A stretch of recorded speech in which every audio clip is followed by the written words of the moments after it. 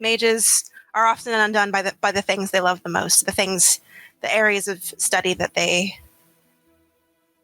spend their lives perfecting, and they chase immortality to continue chasing that endless well of knowledge. Well, that's very poetic.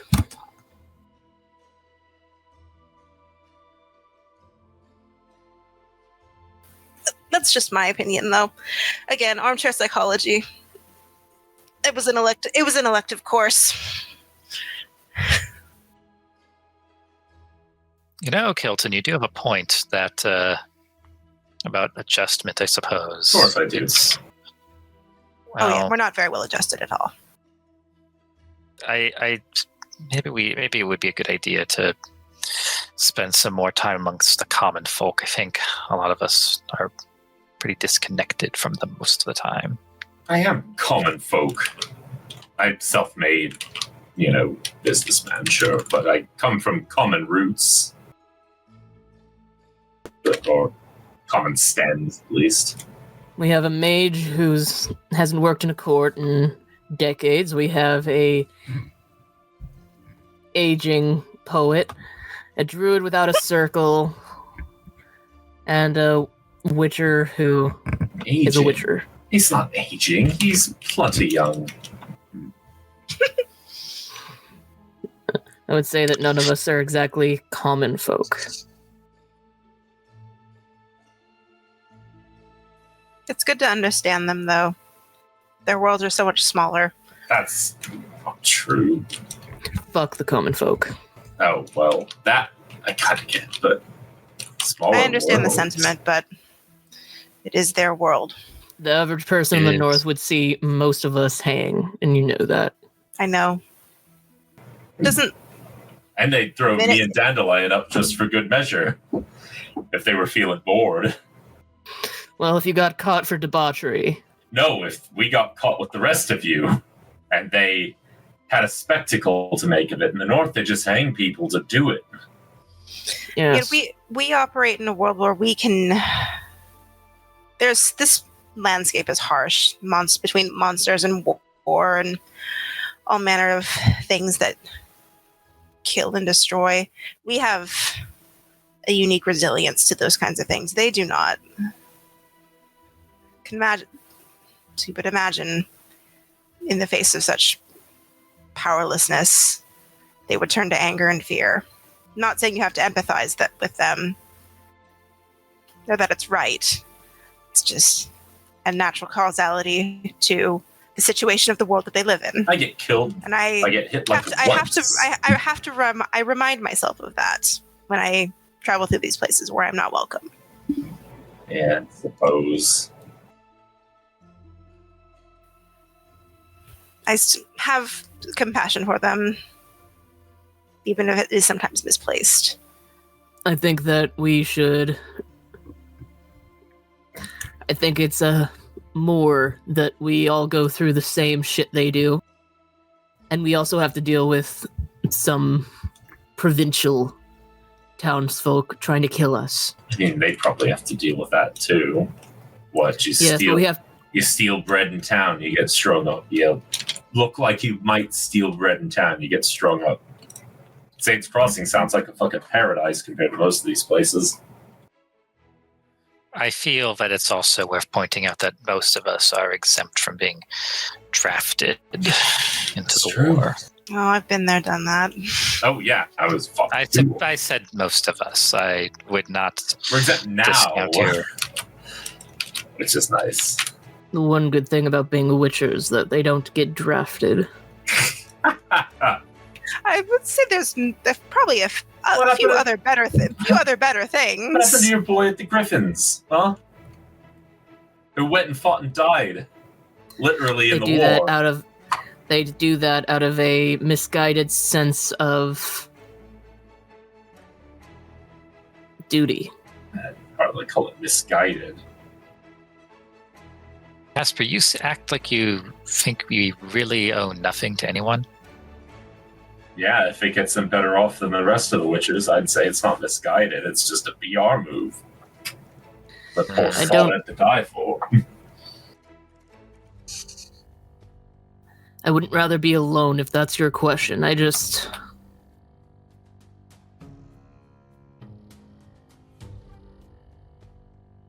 don't feel kinship to any country and to any countrymen. I don't very much want to die. I've seen many wars in my lifetime. Or at least many war. Same shit. 2 very long, brutal wars. 2? Oh, right. Yeah. And before anybody asks my age, I'm 70. I was born 1201. Oh. You're too close to my age. It's uncomfortable. Mareigh was 11-something. I was hoping you were older. 1176. Don't want to think of... Not much going on that year. Closer to your age, closer to 70 than not much going on that year. That's fair. To put it into perspective, I remember when Queen Calanthe was a little girl. I don't know who that is. Oh. Didn't spend much time in Sintra then? Fuck no. They don't tell us why we go to war. You just go to war. You're fighting some sods, probably Sintra, honestly, and then it doesn't matter why. Just do it or they kill you. I'm just putting into perspective how far into history it was. Sintra. Take the boat down, see if Queen Calanthe's doing well. Oh no, she's dead. Oh, well, then I guess she's not doing well. I don't know, has that happened yet? Yes, I actually don't know. Absolutely it has. Yeah. I think that happened like 10 years ago. Maybe more, I'm not sure. I remember when she was when she was just a little girl. Here, I have the timeline up. Oh. Thanks, Timeline Keeper. Well, Thanks, Time Lord. Kaspar, I always find your perspective on loyalty so intriguing, so unique. Oh, God. Know? I 8 just years You can ago. say bleak and depressing. I've heard it a million times. I would say that, yes. You know, it's just, I don't know, don't you find comfort in some sort of companionship, of loyalty, of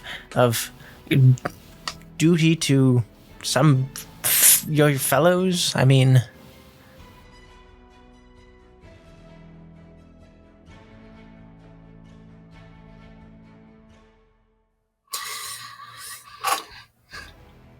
I would kill for Lucian. I would fight alongside him. I would fight alongside Shima. And I would die for her. I feel a kinship for the other Cat Witchers. Whether or not they would fight alongside me is up in the air. I'm not heartless, and I don't hate everyone. Believe it or not. I would much rather keep my circles small. Considering I didn't know that Lucian was alive until we saw him, I have no idea if Shima is alive. When you all eventually leave my circle here, if we deal with the apocalypse and you all go on your own way, I will have no idea if you are alive the next year. Well, you That's could the always world we send live in, like and that's a raven or a message or something. But I'm just saying. I mean, Kaspar, I understand the loyalty to individuals, but doesn't it sometimes get tiresome not having, something to wake up for in the morning, an idea, a philosophy that you can really fight for? Something that I think you would... he has that already. It just doesn't. It wouldn't make any sense to any of you, though.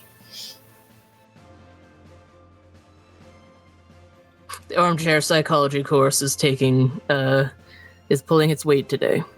I think she is just observing that you're not entirely heartless. I know this. I have known this for years. I've known Kaspar longer than I've known any of you. Is that so?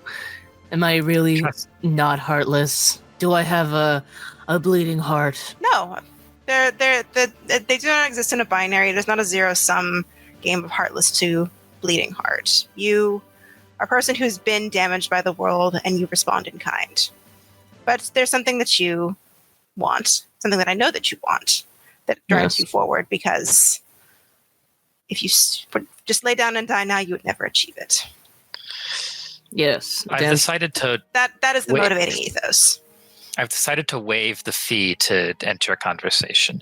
Kaspar, why do you call yourself a cat witcher and not just a witcher? That's cool.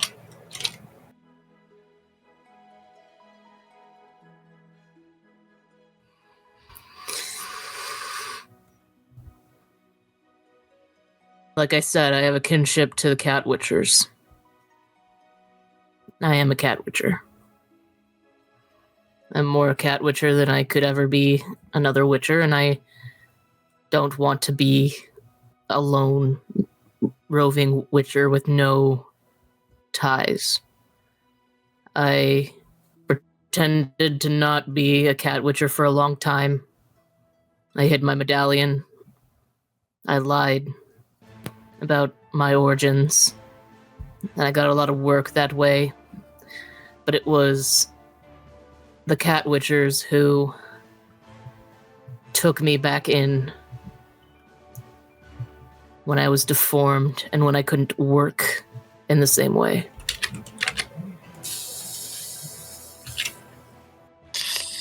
If one of your cat witcher kin was in trouble, would you help him out? Yes. Without a thought. You are capable of kindness. It would be really incredible if you would extend it to more people around you. They don't deserve it. We?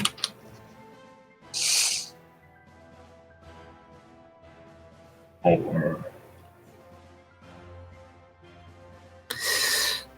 That remains to be seen.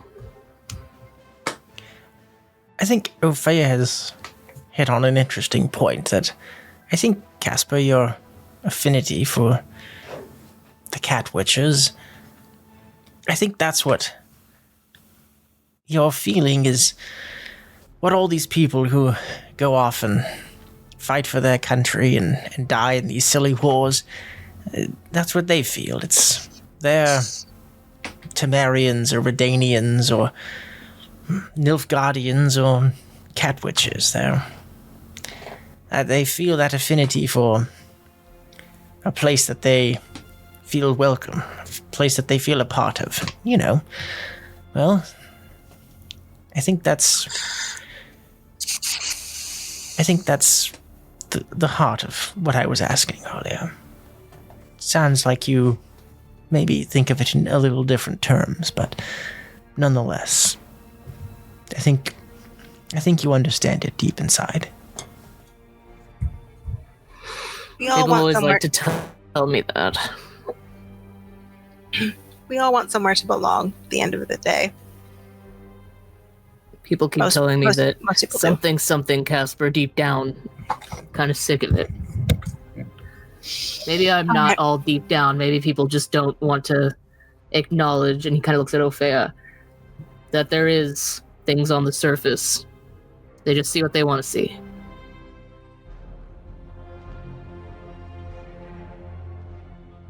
Are you mocking me? No. I'm stating a fact. You see what you want to see of me. Just like you say, I see of all of you what I want to see. You see a monster who has no connections, and you desperately try to find something deep down that is human enough for you to sympathize with.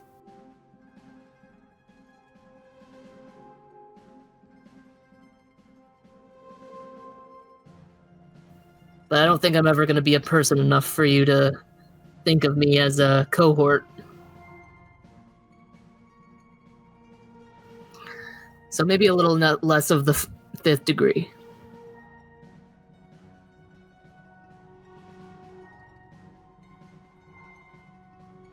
What would that look like? Should I go about parading, oh, there's Kaspar the unchangeable monster?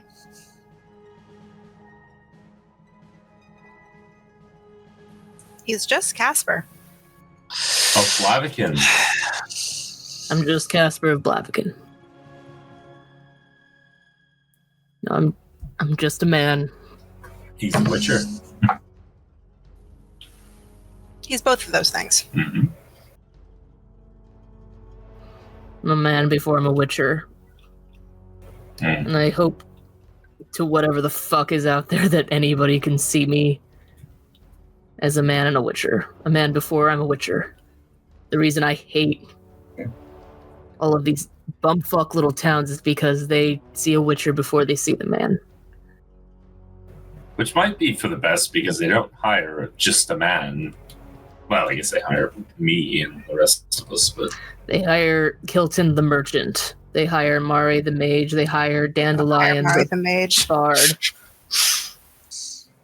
Yeah, they do. They've hired us already. Then they see your name and face. They see my medallion and my eyes. And they move on. Unless they really need you, and then they come to you hat in hand. That's when even they're then, very they desperate. only see the Witcher. Yes. They see what I can do for them, and I'm never invited to a town's celebration after a monster is killed. That sucks. Yeah. Never offered food. I've never been offered venison after I killed a griffin that was picking off livestock.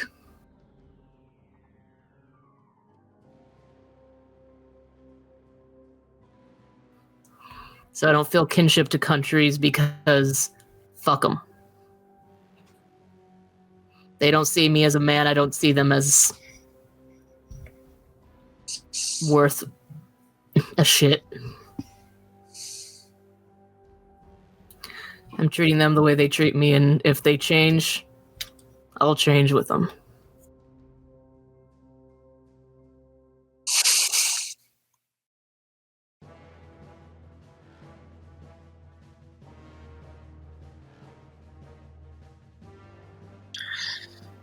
I'll hold you to that.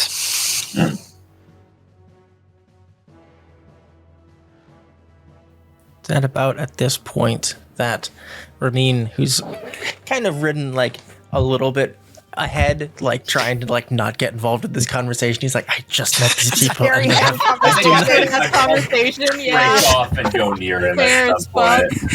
Poor guy. He's like, therapy session, I guess. You gotta come hang out with my messy friend group, bro. Come on. Yeah. Hey, Ramin, so great to see you. Fuck you guys. Fuck you. He kind of reins his horse in a little bit, and he goes, we are just about arriving at Saints Crossing. And you can see kind of tucked up into the kind of foothills here. See, there's a large river coming down from the mountains and kind of starting to level out, and you can see that there is quite a decent sized town, not quite city sized, definitely not on the scale of Tanserville or anything else like that, but a decent sized town. You see the outskirts are many farms and rural areas, and there's a fairly proper town center. And as you ride into the kind of main street, you can see that the kind of main street area is kind of cobbled with simple but nice cobblestones, muddy and have clearly been there for a long while, but definitely a little bit more upscale. And I'll load into Nice map. the town of Big map. Saints Crossing. It is early afternoon at this point as you are riding into the town center of Saints Crossing, and you can see there are quite a number of different shops here, and you can see there's a blacksmith and some kind of hunting shop. You can see they each have kind of rustic signs, usually hand painted or carved, hanging out front. It's this main street. You see there's general stores and workshops, all of the things you'd expect from a medium-sized town. And Ramin kind of leads you let's see, where did he go? There we go. Leads you in through the town and kind of points out some of the different locations. He goes, yes, there is Tor's workshop. He is the local blacksmith. I believe one of his children was one of the ones that went missing. There's also there's a few different kinds of shops. Most of the shopkeepers are pretty friendly and open to whatever needs you might have. If you need to get any supplies or anything like that, or ask questions about your investigation. My shop, or my shop/residence, residence, I kind of do both, is up here. You see you've kind of come to a crossroads, and he is pointing out a, fairly simple but nice little cabin house here on the main street. Kind of a combination of stonework and some timber framing with some kind of exterior plaster. Not fancy, but definitely not like very rustic. He dismounts his horse and kind of greets a couple of the different locals. You see there's kind of a worker who's kind of half-heartedly loading some stones into, or like stonework into a hand cart that he's seemingly working on. And Ramin seems distracted by something. points down the street this direction and says, that big building down there, that is the Weary Traveler. It is the largest inn/tavern in Saints Crossing. I recommend getting a room there for the afternoon or the evening, and potentially talking with some of the locals. I will meet you there in just a little bit. I have to go home and tie up my horse and tell my wife that I will be helping you with this endeavor. And tell my wife I love her and hang out and have dinner. Tell your wife I love her. Tell your wife I love her. Okay, real quick. Oh, that's very sweet. I will tell her that you all love her very much, as do I. So. I want to spend our first hour, spreading word of my arrival with Well Connected. Yeah, I love this. I love and this. Also, you know what? I'll do Well Traveled to see if I can get any information about this. Sure. Place. Yeah, Ramin heads to his house and he says, I will meet you over at the Weary Traveler in a few hours' time, around sundown. Make yourself comfortable around town, get to know people, and yes. Happily. All right, yes. Kilton, go ahead and give us your roles for the, whatever that's called, well-known. All right, Well Connected. I'm going to throw 3 luck into this. 23. Ooh. What is the DC for this town? Let's see. That would be, I think it's, is it like 14 for this sized village or town? I don't have it open. I'm going to say probably for this sized village, it's like a 14.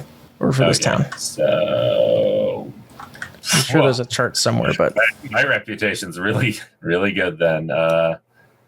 14, so I got 9 over, so it goes up by 4. Nice. That's great. Yeah, right, Kilton, go ahead.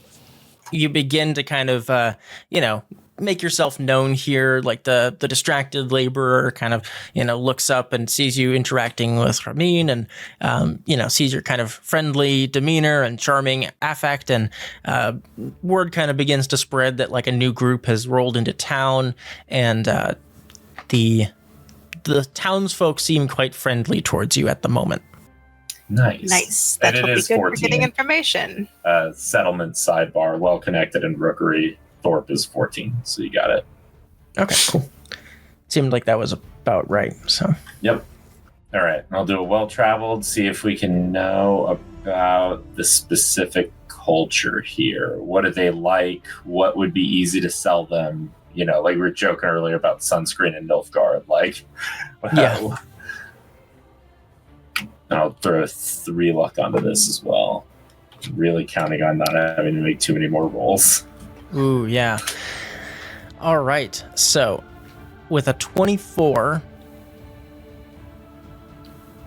you get a pretty clear picture of Saints Crossing, traveling in through kind of the outskirts, the rural areas. The main things that stand out to you are the farmlands on the exterior of the village. As you were passing through, you could see that it was a lot of kind of northern, relatively high altitude crops and stuff, so things like potatoes and stuff like that, and then cabbages, whatever else.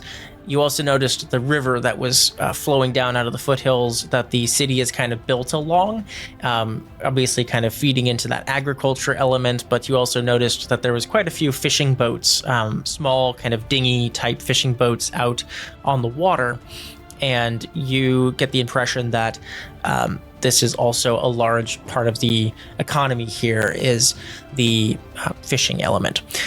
Lastly, getting a look at the shops that are here. You see there's a blacksmith, kind of a hunter who is selling kind of meats and furs and things like that, traps. There's a general store. There's like a hairstylist / tailor. All of your kind of, there's even a bank you saw at the end of the street. And so, yeah, like it's got a fairly well-established economy here, but it's all generally kind of like labor and work related. So like the blacksmith is all tools, and you could hear the blacksmith working on like a cart out back, and like redoing kind of the banding on a cart frame. Things like that. Lots of just kind of like manual labor type things. Not a ton of like high value things here. The only other thing that kind of catches your attention is the tavern, and you noted that this is kind of the largest tavern structure. And as you get kind of closer to it, you do hear the sound of some music coming out of kind of the main chamber.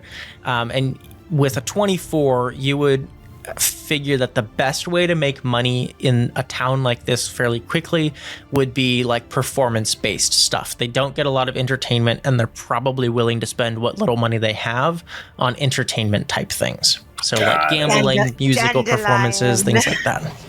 Dandelion. Okay. You, brother. Noted. Thank you. Where'd my friends go? Oh, there you are. Your friends? We're friends? I had a vision thing. I met Dandelion and my horse. Who's only friends? Those are my friends.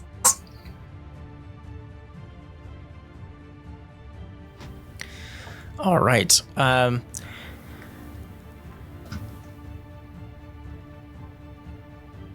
Let's see. Anything else that you would like to do as you're heading into town at all? Check out anything. See. Did I spy any alchemist shops or mage? Any evidence of mages? You do note that this shop here has you can kind of, there's not really like windows, but they're on the door. You can see there's kind of, it's almost what's that style of door that has like, it's like half French door. It has like the paneled window in it. Anyways, I don't remember my architecture days, but a barn door. I think there's a specific name for it where it's got like the 6-panel window that's like on the upper half, and then it's like I'll have to look. Anyways, it's a door with a window in it. That's all you need to know, and you can see through the window into the shop. I look through the window, and what do I see? Yes, and you see that it is like cluttered with like things hanging from the ceiling. You see that there looks to be kind of a heavy atmosphere of smoke in this shop, and you assume that it's likely some sort of like herbal alchemy type shop that might have things. That seems the most interesting in that aspect. Okay. I'll check that out later. Do I see any evidence of witchers? Real big witchers? Kaspar, go ahead and give me a streetwise check. Oh, okay. Streetwise. I'll put a look into this. I don't know how much we're doing today. Put some luck. Ooh. Oh, that's a fumble, brother. Oh, brother. Yeah. Oh, brother. Yeah, that's a fumble. Kaspar, you're kind of on edge coming into a town. This city, Saints Crossing is like a little bit bigger than you thought it was going to be from how Ramin described it. Like it's a decent sized town, and like there's a lot of townsfolk, and like you're kind of starting to feel like a little paranoid, like people's eyes are on you, and like you try and get a read for like the vibe here, like if there might be witchers around or other people, or like witchers have passed through, and you're distracted too much by just feeling like you're being watched all the time. Yeah, you guys see I think that Kaspar, very readable person, seems very tense. He's kind of has a kind of a pricklier than average stance to him. Which your senses tingling, Kaspar? Your shoulders are in your ears. Yes, I'm not used to being around this many people. We won't be here for very long. Don't worry. I don't need your reassurance. I'm giving it to you anyway.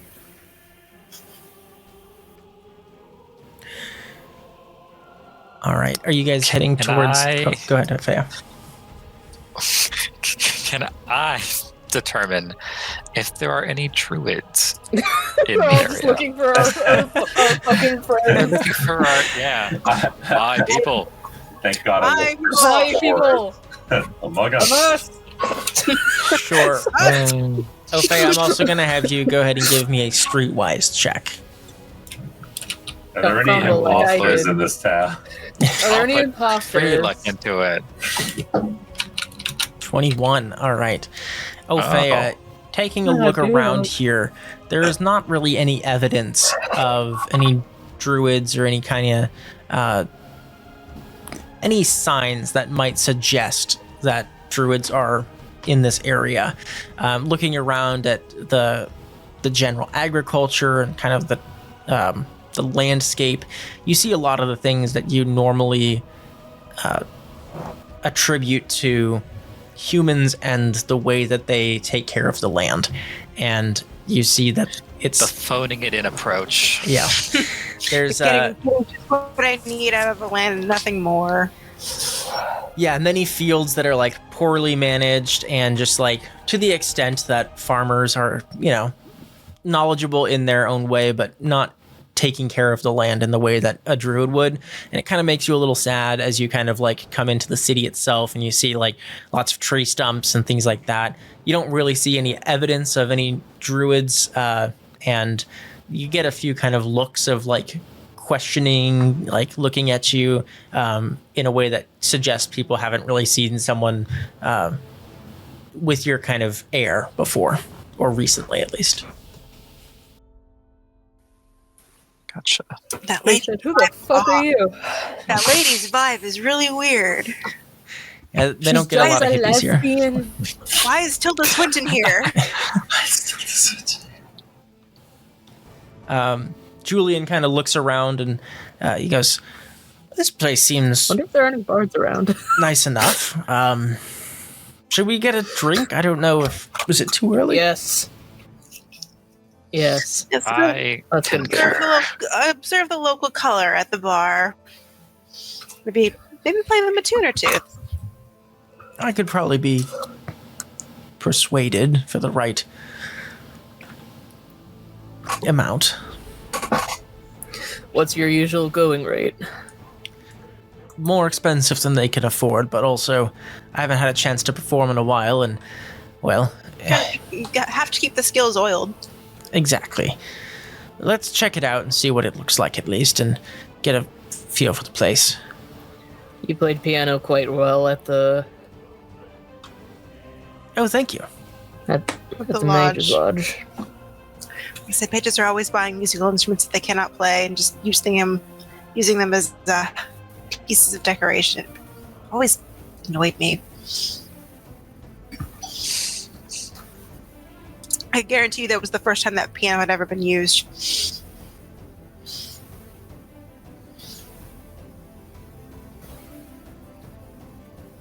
To the bar. To the bar. To the bar.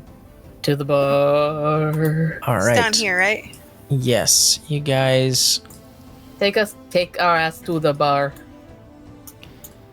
head down the street and arrive at the front of the Weary Traveler. You see this is a fairly large 2-story inn and tavern. Kind of heavy, what appears to maybe be like ash doors, nice woodwork. Clearly this building is kind of on the newer side. It's fairly large compared to most of the other structures here in Saints Crossing, and well constructed. And the main kind of entryway, you see that as you enter in, you're able to hitch up your mules, and Frostbeard and everybody else over by. There's a hitching area. You see there's a merchant and a kind of worker loading a cart out front. You don't see too many people out on the street, but as you enter in through the main doors, you're kind of hit by this wave of like chatter and glasses, clinking and the sound of laughter. And clearly it's like getting towards the end of the day, and all the laborers and the people working out in the fields and fishing are starting to kind of convene at the central point of town, which would be this Weary Traveler Inn. As you enter into the main kind of entryway, almost waiting area, you see that... What's that, Kaspar? Sorry, no, I just I like reading the names of these guys. They're The Vengeful Laborer? It's randomly the assigned. vengeful labor. The vengeful laborer. He's gonna start a class uprising. The helpless laborer. It was the gloomy musician that got me. Laborer. Yeah. and then just the writer. He has Just the writer. The writer. He has no adverb. He works for himself. He simply is. As you enter into the Envious prostitute. main room, you see that there is actually a notice board on the kind of main wall as you enter in. And as you kind of... Got the vision. It's so wild. Yeah, so that's actually another thing, is I updated it so the tokens are actually like what you can... the character, because there's like the actual vision rules in the book of like... And that'll hopefully help with being able to like position where you're facing during combats and stuff. So yeah, it's just that if you guys hate it, I can turn it Mareigh off. When it's I'm just standing right here. Yeah, you can rotate your. So if you use the rotate token thing, you can rotate your view. So that way you can decide which way you're facing, and I can see like if you can see a combatant or whatever. So okay, that makes sense. Yeah. So if it's too much of a pain, though, I can turn it back to the 360 view. But I'm going to try it out. I'm fine with it for now. I'll see if I get used to it. Yeah. So you see there is a kind of notice board with, work for hire kind of things, like, jobs from local merchants, people looking for guards to travel with, laborers or farmers looking for laborers, that kind of thing. It's a kind of community board of events and jobs and that kind of thing. You notice that there's a couple different posters that have been kind of pinned over the other things, and you see that in kind of large hand-scrawled text at the top, there's a contract that says the Mistwood Leshen killing without mercy. And you see that there's beneath this a kind of hand-scribed image of a Leshen, and it says, "Let it be known that a reward has been gathered for the killing of the Leshen, preventing the collection of resources from the Mistwood. Be careful. This monster is responsible for the death of 2 villagers. See the Blacksmith Tor for more information, as well as arms and armor to protect you from this menace." Yoink. What's underneath that? What's underneath that one? Underneath the poster? Or underneath the Vengeful Laborer wanted for revenge. You said it was tacked over a bunch of other posters. Yeah, lots of other just like work, like, the work for hire need a babysitter. Yeah, laborer hurt, looking for work. The Vengeful Laborer. Yeah. Any missing persons posters? So you do see that there is slightly older underneath there, 2 posters of kind of your best guess would be teenagers or maybe young adults. You see, it looks like a girl and a boy. Okay, I take those. Okay, yes. Upon closer inspection, you see that the girl appears to be named Maeve, and the boy appears to be named Lorcan. Lorcan, that was the name I was after. Maeve. Lorcan? That's a name. Lorcan? Lorcan. Lorcan, that's Mercy's youngest son's name. Maeve and Lorcan, I say. Maeve is the innkeeper's daughter. Samin told us about that, or Ramin told us about that. Names are just escaping my brain today. It's late. Missing boy. Oh, didn't mean to do that. Sorry. What are you rolling? What?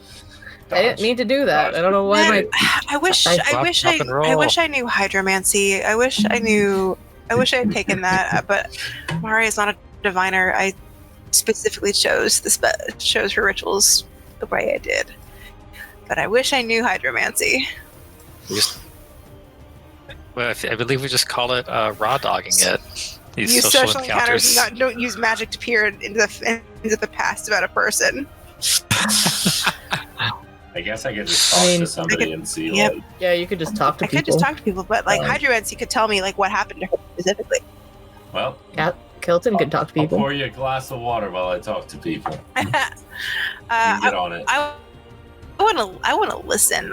Kilton can talk. I want to listen to people. Absolutely.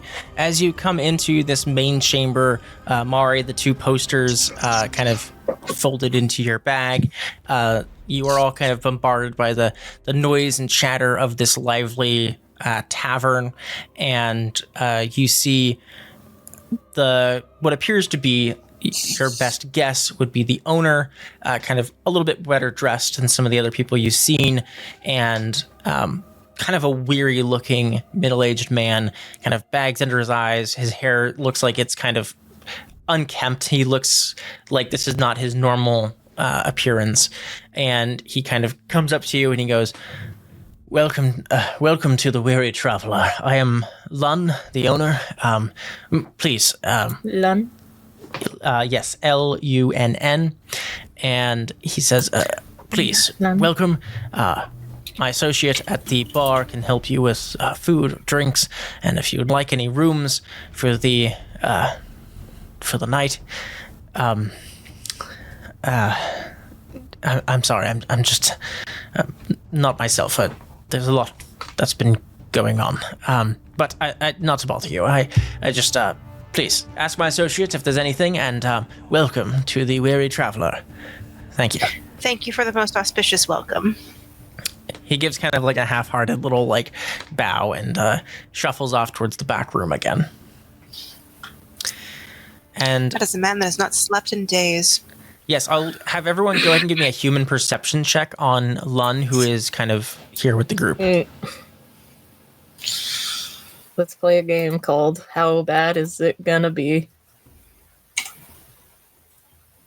Not the worst I've ever rolled. 19 is my number today, apparently. Yes, indeed. Kaspar and Opheia, it's hard to tell. You can get the basics of he looks tired and not like his normal self, likely. But beyond that, it's hard to really discern much. Mareigh and Kilton, both of you immediately pick up on these more subtle signs of his dress and his hygiene, kind of his demeanor overall. Clearly something is quite wrong, and he's emotionally distressed by that. The 2 of you would also be able to put together that he is likely one of the parents of one of these 2 missing children, either Maeve or Lorcan. Ramin told us that he knew Maeve was missing, and that Maeve is the daughter of the owner of this tavern. So that makes sense. Gives me an easy end to talking to anybody but him. And with that, as you enter into the Weary Traveler to gain more information, we will wrap up there and pick up next time. Yay! Yay! Hey, missing children. Missing children.